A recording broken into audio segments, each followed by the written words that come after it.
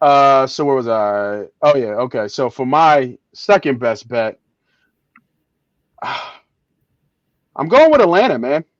Um, I've been off on Atlanta, but I'm looking at this team they beat what I think is a decent Green Bay team.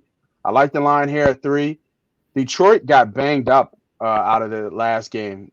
They lost Gardner Johnson. They lost Montgomery.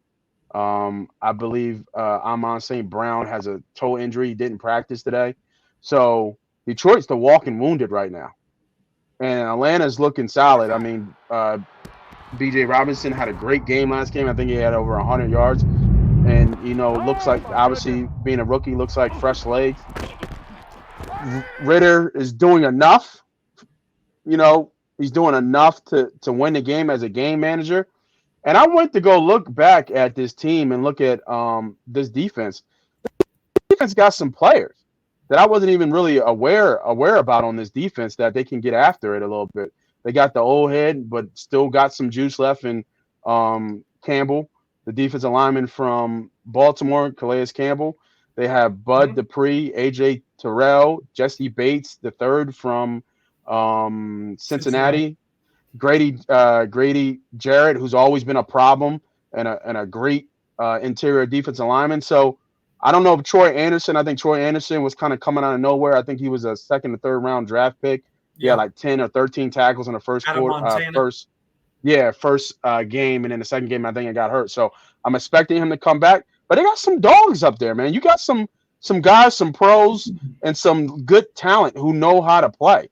That's why I like them to win the division before in our preseason pod. That's why I picked them. I thought they had good value. Everyone was on the Saints, and I'm like, well, I mean, Falcons almost won it last year, and then they just dropped Bijan Robinson onto their team, which is like jet fuel. And not even that. Marcus Mariota was literally the worst starting quarterback. You couldn't get no worse than that. He went from the worst starting quarterback in the league to the worst backup in the league. Yeah. So I think I hope he never has to play this year. I like the number. I'm getting the number at the plus 3. I'm looking to actually buy the hook here. I'll be watching the injury, front just to make sure. But I'm getting, if Amon St. Brown can't play, this line's going to drop to 2.5. And I don't think the way they use Gibbs, I don't think they're just going to plug and play and put Gibbs back there as your everyday runner, as they did with Montgomery. I think they're still going to use him as they are. Who is the backup for Detroit? I want to say it's Raymond. The backup, Cleve Raymond. Yeah, Raymond. So he's not Montgomery, right? So they just took a hard blow to this team from a overall talent standpoint, where they was just so talented.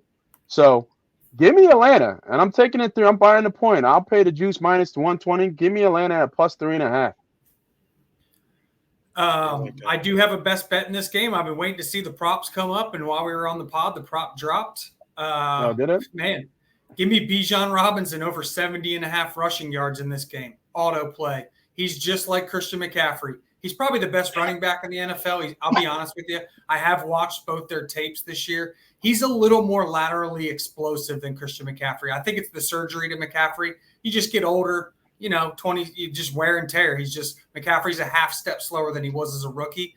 Bijan's got those young legs, man. He is the best running back in the National Football League. Whoever needs to hear this, he's the best running back in the league. He's going to go over 70.5. Before long, his props are going to be looking like Adrian Peterson or Justin Jefferson, where it's like 99 yards every week, 99 yards every week. This is just auto play. Just take it, more than one unit. Put me down for 3 units on this one. Same with Christian McCaffrey, 3-unit bets. Lock and load.